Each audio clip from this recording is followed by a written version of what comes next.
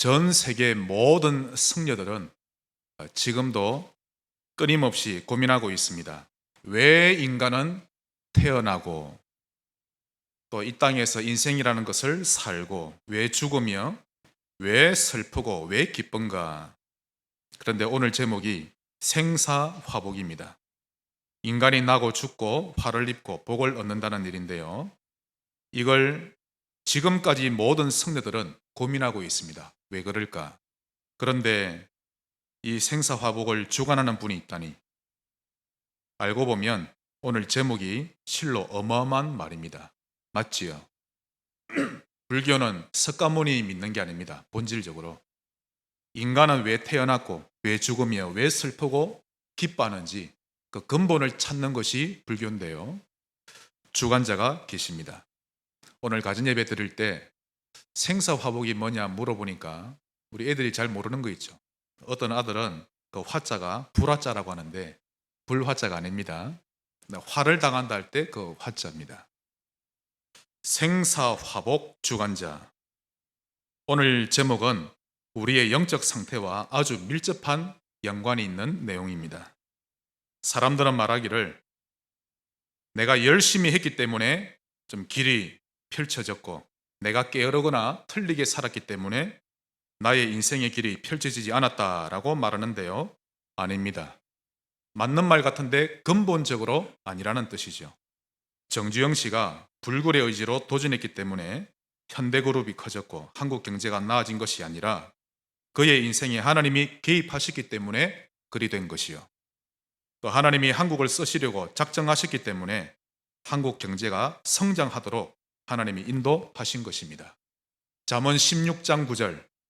사람이 마음으로 자기의 길을 계획할지라도 그 걸음을 인도하시는 자는 여호와시니라. 인간의 생사화복과 국가의 흥망성쇠는 하나님의 손에 있고 그 원리들이 성경에 다 기록되어 있죠. 이걸 깨닫는 자는 겸손하게 되어 있는 것입니다. 그런데 대부분의 사람들이 이걸 알지 못하고 살아갑니다. 오늘 하나님의 음성 들으시기를 바랍니다. 목사를 보지 마시고 하나님을 보세요. 아무리 무기력에 빠진 사람이라도 그 어떤 구제불능이 되어버린 사람이라 할지라도 창조주 하나님을 실제로 체험하면 그 순간 그 자리에서 정상으로 올랐습니다. 주변 사람들이 격려해주고 칭찬만 해줘도 힘을 얻는데 하나님을 경험하게 되면 그 자리에서 눈이 완전히 바뀌어져 버립니다. 일단 생각이 바뀌죠. 그냥 껑충 뛰는 정도가 아니라 산 정상으로 올랐습니다. 신자가 무너지는 이유, 하나님을 경험 못해서. 그렇죠. 하나님을 경험하면 달라지는 것입니다. 생각이 바뀌고 그토록 바뀌지 않던 고정관념 저절로 깨어집니다. 누구든지 그렇게 되죠. 조금 전까지만 해도 낙심하던 사람이었는데 하나님을 체험하더니 놀랍게 변해버린 것입니다. 이번 주간 하나님을 체험하시기 바랍니다. 사람은요, 어떤 좋은 경험을 하게 되면 그것을 계속 지향하려는 심리가 있습니다. 저는 피부가 반지성입니다. 코 위로는 지성, 밑으로는 건성인데요.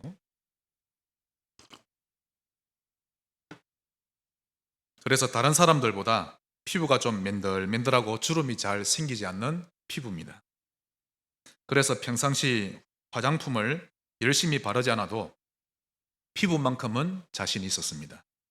그러던 어느 날 제가 거울을 봤는데요. 눈 밑으로 옆으로 주름이 생긴 거 있죠. 아무리 지성이어도 화장품을 발라줘서 했는데 아차 싶었습니다. 마침 그때 우리 준현이가 군에서 무슨 훈련입니까? 신병 훈련소 마치고 오면서 제게 달팽이 크림을 하나 사주는 거 있죠. 그리고 옆에서 하는 말이 그건 주름 개선하는데 아주 탁월한 화장품이라는 거 있죠. 얼마나 반갑던지 그날부터 밤마다 달팽이 크림 꼭 바르고 잡니다. 이처럼 사람은 무언가의 좋은 경험을 하게 되면 그것을 지향하려는 습성이 있는데요. 하나님의 능력을 경험하게 되면 두말할 것 없죠. 불신앙 완전히 떠나갑니다. 하나님을 바라보게 되어 있는 것입니다. 베드로도 그러했고 오네시모도 그러했죠. 불신앙의 사람이 믿음의 사람으로 바뀌고 인생을 포기했던 자가 순식간에 소망이 넘치며 활력 있는 사람으로 바뀌고 늘 불만이 가득했던 사람이 감사하는 사람으로 바뀌는 것입니다. 오늘 생사화복의 주관자를 만나고 체험하시기를 바랍니다. 지금도 전 세계 불교 성녀들은 이 생사화복을 두고 고민합니다. 왜 이게 인간에게 적용되는지. 우리는 그것을 주관하시는 하나님을 만났음에도 불구하고 못 누리고 있죠. 오늘 새롭게 신앙생활 출발하는 그런 유턴하는 날 되시기를 바랍니다. 큰 첫 번째로 행하시며 이루어 가시는 여호와. 이번 주간은요, 큰 돼지 3가지만 기억해도 또 제목만 기억해도 여러분의 생이 바뀔 것입니다. 행하시며 이루어 가시는 여호와. 먼저 우리 두 사람의 고백을 좀 보겠는데요. 먼저 다윗의 고백을 보겠습니다. 시편 139편을 보겠습니다. 이 사무엘상 2장으로 돌아올 거니까 딱 잡으시고 139편 보겠습니다.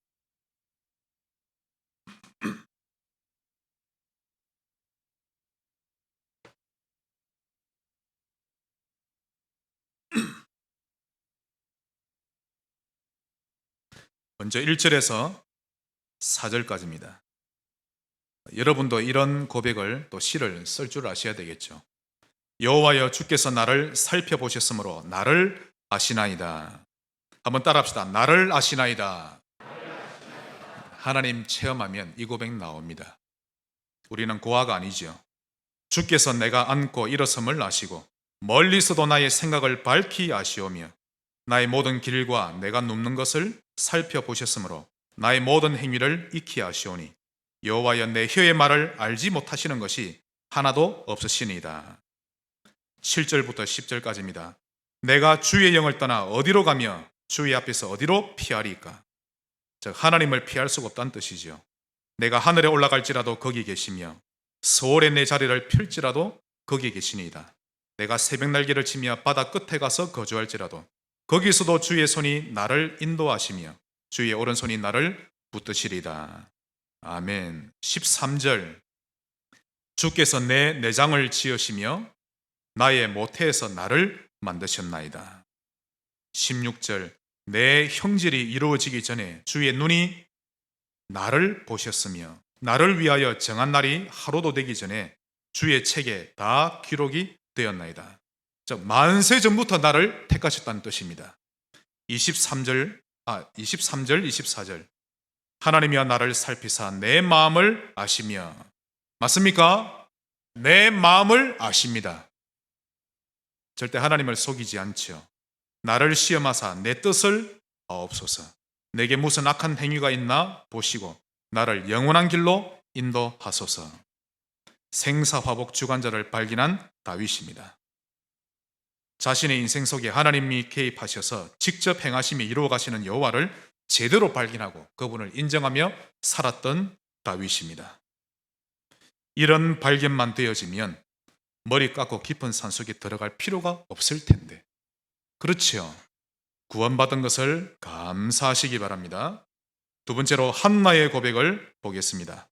오늘 본문 사무엘상 먼저 1장을 보겠습니다. 오늘 사무엘상을 좀 많이 볼 건데요.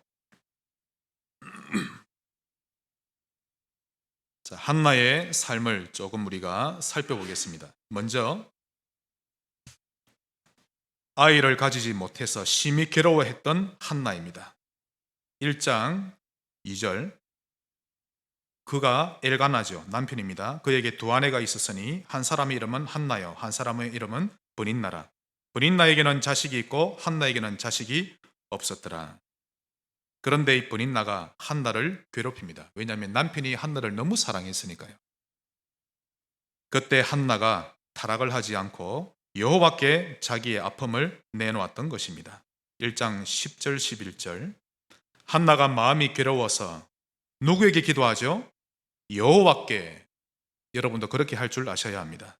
여호와께 기도하고 통곡하며 서원하여 이르되 만군의 여호와여 만일 주의 여종의 고통을 돌보시고 나를 기억하사 주의 여종을 잊지 아니하시면 주의 여종에게 아들을 주시면 내가 그의 평생에 그를 여호와께 드리고 삭도를 그의 머리에 대지 아니하겠나이다. 즉 나실린으로 하나님께 드리겠습니다. 실제로 한나는 하나님이 아들을 주시자 그 서원을 실천했고 그것을 기뻐했던 한나입니다. 기도했던 것과 응답을 주실 때 그 뒤가 다르지 않고 동일했죠. 1장 28절을 보시면요. 그러므로 나도 그를 여호와께 드리되 그의 평생을 여호와께 드리나이다 하고 그가 거기서 여호와께 경배하니라. 이것은 이미 사무엘이 젖을 떼고 이제 엘리 제사장에게 가서 아이를 드리고 오는 길입니다. 한나가 이 일을 슬퍼하지 않고 얼마나 기뻐했던지 2장 1절에 나오죠. 한나가 기도하여 이르되, 이때는 매우 성령 충만한 상태입니다. 내 마음이 여호와로 말미암아 즐거워하며 내 뿔이 즉 나의 가치가 여호와로 말미암아 높아졌으며 내 입이 내 원수들을 향하여 크게 열렸으니 이는 내가 주의 구원으로 말미암아 기뻐함이니이다. 아들을 드리면서도 구원하심을 감사했던 한나입니다. 그리고 2장 19절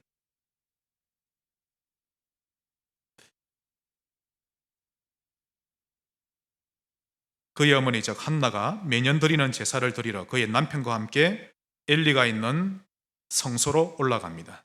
제사를 드리러 그의 남편과 함께 올라갈 때마다 작은 겉옷을 지어다가 그에게 주었더니, 그래서 이 사무엘은 어릴 때부터 어머니가 1년에 한 번씩 지어주는 에봇을 입었습니다. 벌써 어릴 때부터 제사장이 입는 옷을 입고 살았죠. 끝까지 여호와의 주권을 인정했고 나중에는요 더 많은 응답을 받게 됩니다. 21절 여호와께서 한나를 돌보시사 그로 하여금 임신하여 세 아들과 두 딸을 낳게 하셨고 아이 사무엘은 여호와 앞에서 자라니라. 아이가 없었는데 하나님께 중심을 드리자 사무엘을 포함해서 네 아들과 두 딸을 얻게 된 것입니다. 행하시며 이루어 가시는 여호와를 누리시기를 바랍니다. 마가복음 10장 29절로 30절 예수께서 이르시되 내가 진실로 너희에게 이르노니 나와 복음을 위하여 집이나 형제나 가족을 전토를 벌이는 자는 백배를 받되 박해를 겸하여 받고 하나님께 드리시기 바랍니다. 중심도 드리고 삶도 드리고 백배를 얻게 됩니다. 아니 목사님 재물을 드린다 하면 백배를 받는다 이해가 되는데 가족을 하나님께 드리고 버린다는 것은 무슨 뜻입니까? 가족을 또 백배로 받다니 그러면 아내를 100명을 더 얻고 어머니를 100명을 더 얻습니까? 아니요. 처음에는 가족이 핍박을 하더라도 믿음을 버리지 않으면 그 어머니가 100배나 더 나은 믿음의 사람으로 돌아온다는 뜻입니다. 자녀도 그렇게 돌아온다는 뜻이죠. 이 말씀에 증인되시기를 바랍니다. 큰 두 번째입니다. 에벤네셀 신앙을 회복하라.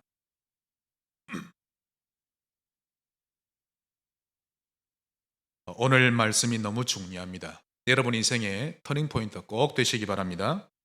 에벤네셀, 이것은 성도가 항상 체험해야 할 축복입니다. 이 말씀을 위해 우리가 먼저 이해를 좀 해야 되겠는데요. 이후에 이스라엘 백성이 블레셋과 크게 싸우게 됩니다. 그런데 피하게 되죠. 왜냐하면 엘리의 두 아들이 믿음을 저버리고 교회를 완전히 엉망으로 만들어 놓습니다. 엘리 목사 역시 믿음으로 살지 못했죠. 그때 언약궤를 빼앗깁니다. 우리 사무엘상 5장 1절을 보겠습니다. 4장 22절과 5장 1절 또 이러기를 하나님의 궤를 빼앗겼으므로 영광이 이스라엘에서 떠났다 하였더라. 다른 것은 다 빼앗겨도 여러분 안에 있는 말씀은 빼앗기지 마세요. 그러나 불신앙하면 빼앗깁니다. 5장 1절 블레셋 사람들이 하나님의 궤를 빼앗아 가지고 에베네셀에서부터 아스토세 이르니라, 즉 블레셋 지역으로 넘어가 버렸죠. 그런데 이 언약궤를 가져간 블레셋 여러 지역에 하나님이 독종과 전염병을 일으키십니다. 블레셋 지역을 7개월 동안 쑥대밭으로 만들어 버리시죠. 그래서 너무 고통스러워하던 블레셋이 결국 더 이상 견디질 못하고 그 언약궤를 7개월 만에 유대 땅으로 돌려보냅니다. 자, 언약궤가 돌아오자 사무엘이 선포합니다. 새로운 시작을 해야겠다는 마음을 먹고 온 백성을 미스바로 모이게 합니다. 우리 7장 5절입니다. 지금 제가 에베네셀을 설명하기 위해 지금 성경을 보고 있는 것입니다. 7장 5절. 사무엘이 이르되 온 이스라엘은 미스바로 모이라. 내가 너희를 위하여 여호와께 기도하리라 하매. 우리 가장 되시는 분은 한 번씩 여러분의 가정이 쇄신하기 위해 이런 미스바 운동 일으키시기를 바랍니다. 영적으로 너무 무뎌져 가고 있는데 가만히 두는 것은 하나님이 원치 아니하시죠. 그래서 이스라엘 백성이 미스바로 모여 예배를 드리기 시작합니다. 그런데 블레셋이 이 소식을 어떻게 들었는지 그 틈을 타고 쳐들어옵니다. 그러면 군사를 움직여야 하는데 사무엘은 전혀 군사를 움직이지 않고 온전한 번제를 드렸는데요. 하나님은 그 예배를 받으시고 큰 우리를 바라여 이스라엘을 승리케 하셨습니다. 7장 9절 10절. 사무엘이 젖먹는 어린 양 하나를 가져다가 온전한 번제를 여호와께 드리고 즉 오직 그리스도를 부르짖고 이스라엘을 위하여 여호와께 부르짖음에 여호와께서 응답하셨더라. 사무엘이 번제를 드릴 때에 블레셋 사람이 이스라엘과 싸우려고 가까이 오매 그 날에 여호와께서 블레셋 사람에게 큰 우레를 발하여 그들을 어지럽게 하시니 그들이 이스라엘 앞에 패한지라. 가정에서 미스바 운동 회복하시기 바랍니다. 하나님이 증거를 주실 것입니다. 질병도 떠나가고 영적 문제 해결될 것입니다. 가정은 예배가 회복되는 장이 되어야 합니다. 자, 그때 사무엘이 했던 행동입니다. 돌을 하나 취해서 기념하는데요. 그 돌의 이름을 에벤네셀이라 불렀던 겁니다. 12절. 사무엘이 돌을 취하여 미스바와 센 사이에 세워 이르되 여호와께서 여기까지 우리를 도우셨다 하고 그 이름을 에벤네셀이라 하니라. 즉 에벤네셀이란 여호와께서 여기까지도 우리를 도우셨다. 성도가 항상 체험해야 할 축복이 에벤에셀입니다. 우리의 생사화복 주관자가 마리아나 이만희가 아니라 여호와 하나님이 맞다면 이제부터 우리가 누릴 축복은 에벤에셀입니다. 여호와께서 여기까지 우리를 인도하셨다는 비밀이죠. 자, 그런데 그럼에도 불구하고 이 언약의 백성들은 여전히 하나님의 말씀보다 사람을 필요로 합니다.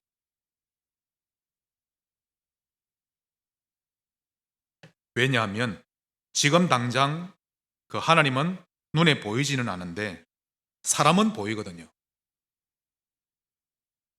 하나님에 대해서 생각하면 안심이 안 되는데 든든해 보이는 사람이 옆에 있으면 안심되기 때문입니다. 하나님이 사무엘을 세우셔서 때마다 말씀을 주셨지만 백성들은 위로만 받을 뿐 실제로는 그 말씀을 그들의 기준으로 삼거나 이정표로 받아들이지 않았죠.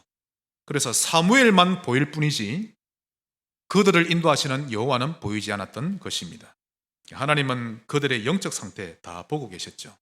그때 이스라엘 백성이 하나님 앞에 큰 실수를 범하게 되는데요. 그것이 바로 왕을 요구했던 것입니다. 그때는 왕이 없었습니다. 사무엘이 사사로 활동하던 시대였죠. 여호와께서 그들의 왕이 지금까지 되어 오셨는데 언약의 백성들은 사람을 한 명 왕으로 세워서 적으로부터 보호해달라는 그런 요구를 했던 것입니다. 이에 대해 하나님은 매우 진노하셨습니다. 사무엘상 8장 5절입니다. 이스라엘의 장로들을 모아놓고 장로들이 사무엘에게 말합니다. 그에게 이르되 보소서 당신은 늙고 당신의 아들들은 당신의 행위를 따르지 아니하니 모든 나라와 같이 우리에게 왕을 세워 우리를 다스리게 하소서 한지라. 7절입니다. 여호와께서 사무엘에게 이르시되 백성들이 내게 한 말을 다 들으라. 이는 그들이 너를 버림이 아니요 나를 버리어 자기들의 왕이 되지 못하게 함이니라. 즉 하나님을 왕으로 섬기지 못하고 있다는 영적 상태입니다. 여러분의 영적 상태를 점검하시기 바랍니다. 18절부터 20절까지입니다. 그날에 너희는 너희가 택한 왕으로 말미암아 부르짖되 그날에 여호와께서 너희에게 응답하지 아니하시리라 하니, 사무엘이 계속 경고합니다. 왕을 세울 필요 없다. 여호와를 왕으로 삼으라. 그러나 19절, 백성이 사무엘의 말 듣기를 거절하여 이르되 아니로소이다. 우리도 우리 왕이 있어야 하리니. 참 고집세죠. 눈을 못 여니 이렇게 사람이 고집이 있습니다. 우리도 다른 나라들과 같이 되어 우리의 왕이 우리를 다스리며 우리 앞에 나가서 우리의 싸움을 싸워야 할 것이니이다 하는지라. 아니, 군대를 편성하지 않고 예배만 드려도 하나님이 우리를 바래서 블레셋을 물리쳤는데 항상 증거를 받으면 그 위에 또 까먹는 것입니다. 여러분, 신앙생활은 기적으로 하는 것이 아니라 복음이 각인뿌리 치질되는 것이 얼마나 중요한지를 우리가 알 수 있는 것입니다. 그러므로 신앙생활은 실전입니다. 추상적이거나 이론적인 것이 아니라 실제죠.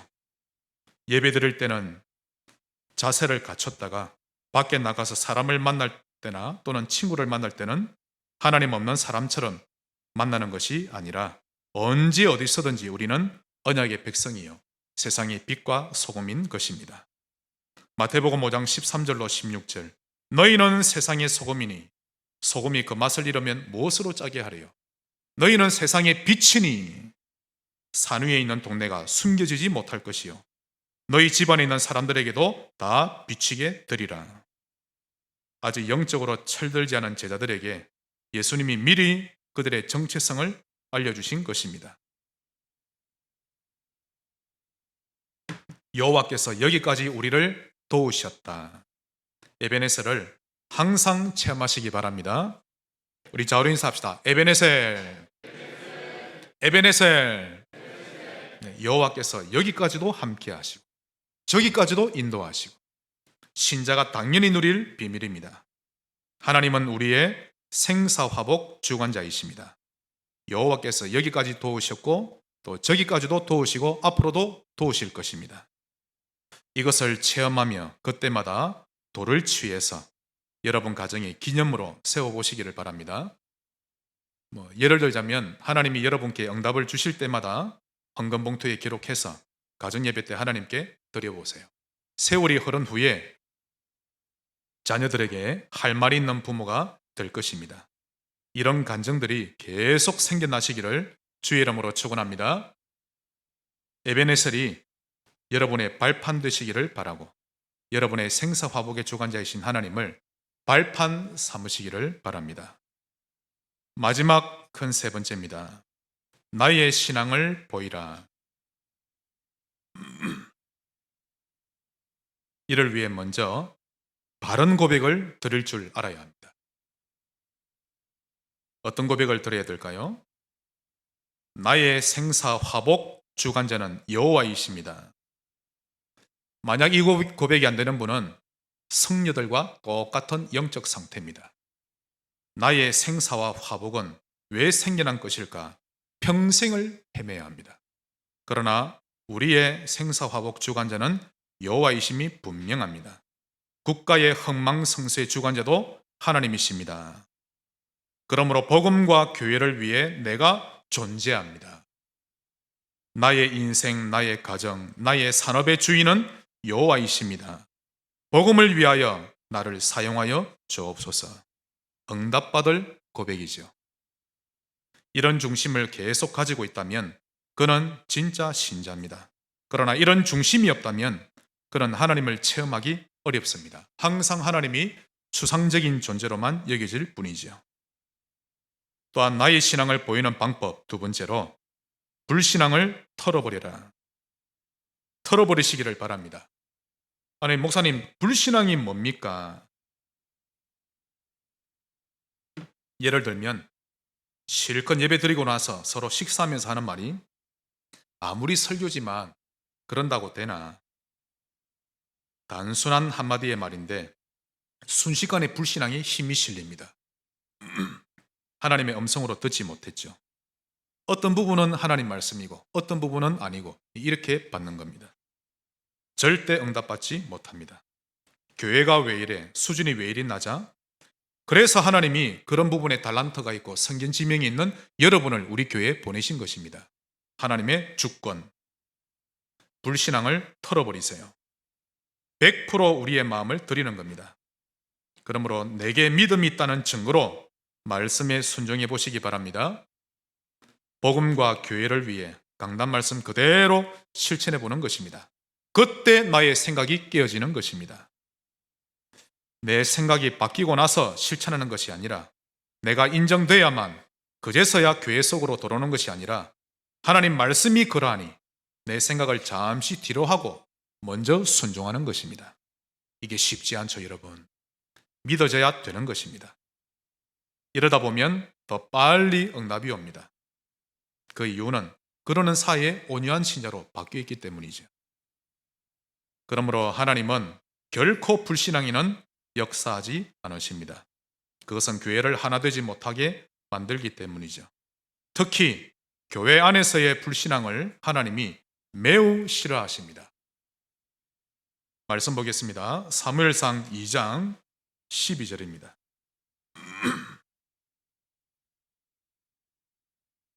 교회 안에서의 불신앙은 하나님이 극히 싫어하시는데요. 2장 12절 엘리의 아들들은 행실이 나빠 여호와를 알지 못하더라. 즉 엘리 목사를 대신해서 이제 부교육자 생활을 했는데요. 이들이 교회를 불신앙으로 빠뜨린 것입니다. 17절 이 소년들의 죄가 여호와 앞에 심히 크면 그들이 여호와의 제사를 멸시함이었더라. 2장 27절부터 보시면요. 얼마나 엘리의 두 아들들이 교회를 휘저어놨던지 하나님의 사람이 엘리에게 왔습니다. 그러면 엘리도 자기의 아들들을 좀 뉘우치도록 제대로 만들어놔야 했는데 엘리가 가만히 놔둔 것입니다. 그때 하나님이 하나님의 사람을 보내셨죠. 엘리에게 와서 그에게 이르되 여호와의 말씀이 너희 조상의 집이 애굽에서 바로의 집에 속하였을 때에 내가 그들에게 나타나지 아니하였느냐. 이스라엘 모든 지파 중에서 내가 그를 택하여 내 제사장으로 삼아 그가 내 제단에 올라 분향하며 내 앞에서 에봇을 입게 하지 아니하였느냐. 즉 내가 너를 목회자로 부르지 아니하였느냐. 그런데 29절 너희는 어찌하여 내가 내 처소에서 명령한 내 제물과 예물을 밟으며 너희의 아들들을 나보다 더 중히 여겨 내 백성 이스라엘이 드리는 가장 좋은 것으로 너희들을 살찌게 하느냐. 교회를 완전히 휘저은 겁니다. 그래서 엄중히 경고했죠. 그럼에도 불구하고 이 엘리 목사는 자기의 자녀들의 행동을 엄하게 단속하지 않은 것입니다. 그래서 3장을 보시면 그래도 말을 듣지 않자 하나님이 어린아이 사무엘을 사용하십니다. 사무엘아 사무엘아 세 번 부르셨죠? 그 이유가 엘리에게 경고하기 위해서입니다. 나중에 사무엘이 네 하나님 제가 여기 있습니다. 너는 엘리에게 가서 앞으로 되어질 일을 예언하라. 그의 가문을 내가 멸하리라. 노인이 없을 것이라. 젊을 때 다 죽을 것이라. 라고 그들의 불신앙에 대한 경고를 하셨던 것입니다. 결국 블레셋이 일으킨 전쟁으로 두 아들은 죽고 언약궤는 이때 빼앗기게 된 것입니다. 엘리는 그 소식을 듣는 순간 앉은 그 자리에서 뒤로 넘어져 목이 부러져서 죽게 되죠. 또한 이 소식을 들은 그의 둘째 며느리도 만삭된 몸이었는데 그도 충격을 받고 그 자리에서 죽게 됩니다. 하나님이 경고하신 대로 가문을 치신 것입니다. 이처럼 불신앙의 결과는 너무 큽니다. 반대로 믿음의 결과는 엄청나죠. 생사화복 주관자를 인식하고 신뢰하는 만큼 하나님은 아브라함처럼 천년의 응답을 주실 것입니다. 이삭에게 주신 것처럼 100배의 응답을 받고 근원적인 축복도 주실 것입니다. 이것이 믿음의 결과입니다. 생사화복 주관자 하나님을 믿으시기를 바랍니다. 요즘 공장을 보면요, 로봇 기기가 참 많이 도입되었습니다. 얼마나 정확한지. 제가 어떤 성도님 공장에 가봤는데요. 벌써 한 10여 년 되었습니다.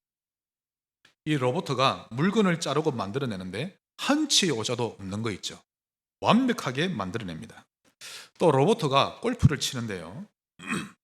로봇 골프를 탁 쳤는데 150m를 날아갑니다. 그러더니 떼구르르 굴러가더니 홀 속으로 쏙 들어가는 거 있죠. 그걸 보고 홀인원이라고 합니다. 한 번 쳤는데 한 번 만에 들어간 것을 홀인원이라고 그러죠. 그 로봇가 풍속, 거리, 골프공의 무게 등을 모든 것을 정확하게 계산하고 나서 친 것이죠. 홀인원이 될 확률은 2만 분의 1인데 로봇은 그것을 가뿐하게 해낸 것입니다. 자, 그 로봇을 만든 주인공은 사람입니다.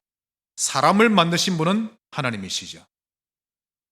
하나님의 능력은 정확하며 한이 없는 것입니다. 하나님을 믿으시기 바랍니다. 여러분의 신앙을 하나님께 보여드리세요. 왕을 세워달라는 불신앙을 보이지 말고 나의 생사화복 주관자가 하나님이십니다. 그것을 믿음으로 보이시기 바랍니다. 하나님은 우리를 보고 계십니다. 하나님을 체험하는 신자 되시기 바랍니다.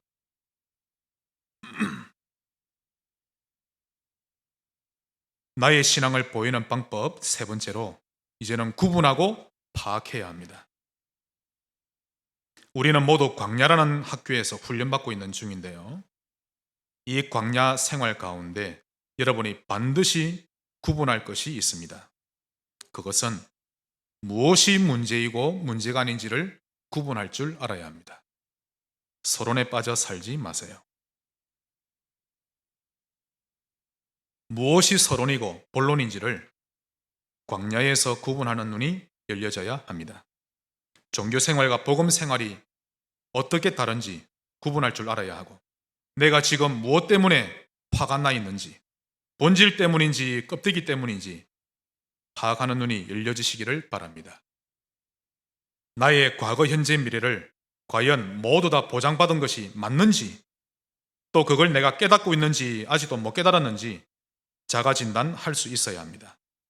나의 하나님이 에베네셀의 하나님이 과연 맞는지 아니면 남의 하나님인지 확인할 줄 알아야 하고, 내가 그분을 진짜 신뢰하고 있는지 아닌지, 내가 자존심만 내세우고 있는지 아닌지를 점검할 줄 알아야 합니다. 나는 하나님의 말씀에 귀를 기울이며 기다릴 줄 아는지 아니면 조급병에 걸려 있지는 않은지 광야 훈련을 통해 자신을 제대로 볼 줄 아셔야 합니다. 이렇게 점검을 하면서 믿음이 생기게 되면 앞서 거론된 모든 질문에 너무 쉽게 해답이 보일 것입니다. 결국 하나님은 여기까지 우리를 늘 인도하셨고 또 앞으로 인도하신다는 결론이 나게 될 것입니다. 여러분의 믿음을 보이시기를 바랍니다. 말씀의 결론을 맺겠습니다. 결론 두 가지인데요. 첫째로 에벤네스를 누리는 방법이 있습니다. 우리 사무엘상 7장 보겠습니다. 여호와께서 우리를 여기까지 인도하셨다. 누리는 방법. 7장 1절 2절 기럇 야림 사람들이 와서 여호와의 궤를 옮겨 산에 사는 아비나답의 집에 들여놓고 그의 아들 엘리아삽을 거룩하게 구별하여 여호와의 궤를 지키게 하였더니 궤가 기럇 야림, 이게 유대 땅에 들어온 겁니다. 그날로부터 20년 동안 오래 있은지라 이스라엘 온 족속이 여호와를 사모하니라. 빼앗겼던 언약궤를 되찾아오면 됩니다. 말씀을 회복하세요. 3절 4절 사무엘이 이스라엘 온 족속에게 말하여 이르되 만일 너희가 전심으로 여호와께 돌아오려거든 이방신들과 아스타롯을 너희 중에서 제거하고 너희 마음을 여호와께로 향하여 그만을 섬기라. 그리하면 너희를 블레셋 사람의 손에서 건져내시리라. 이에 이스라엘 자손이 바알들과 아스타롯을 제거하고 여호와만 섬기니라. 즉 내 마음이 사모하는 마음으로 나의 혼이 여호와를 갈망하는 혼으로 바꾸시면 에베넷을 누립니다. 한마디로 아멘 인생 되시기 바랍니다. 지난 주일 아침에 제가 거실에서 찬양을 틀었거든요. 그 크신 하나님의 사랑 말로 다 형용 못하네. 그 찬양이 쭉 울려 퍼지자 방 안에 있던 집사람이 문을 열고 탁 나오면서 아멘 하는 거 있죠. 그 순간에 제 영혼에 기쁨이 생기는데요. 기쁨이 흘러넘치는 거죠. 그 아멘 하나에. 하나님께 대해 아멘 인생이 되시기 바랍니다. 그리하면 여러분의 영과 혼이 힘을 얻고 옆에 있는 사람들까지도 살아나게 될 것입니다. 사무엘상 7장 5절 사무엘이 이르되 온 이스라엘은 미스바로 모이라 내가 너희를 위하여 여호와께 기도하리라 하며 하나님과의 교제, 영적 소통 오늘부터 매일 시간을 정해서 하나님을 만나시기 바랍니다. 여러분 기도하는 정해진 시간이 없으면 영적으로 승리하지 못합니다. 이 시간을 짧게라도 꼭 가지시기 바랍니다. 다니엘 6장 10절 왕의 조서에 어인이 찍힌 것을 알고도 하루 3번씩 무릎을 꿇고 하나님께 감사기도 드렸더라. 하나님 앞에 무릎 꿇을 수 있습니까? 유대인은 무릎을 못 꿇거든요. 몸 구조상. 그런데 다니엘이 하나님께 무릎을 꿇었다는 것은 여러 가지 의미가 있겠지만 그 중에 가장 큰 의미는 하나님이 나의 주인이시며 나의 주권자이십니다 라는 것을 진심으로 인정했다는 것을 의미합니다. 하루 3번씩 감사하며 기도하였더라. 하나님과 교제가 회복되는 오늘 출발의 날 되시기를 바랍니다. 결론 마지막 2번째입니다. 지금 우리 자녀들에게 가장 필요한 것을 보는 눈이 열려져야 합니다.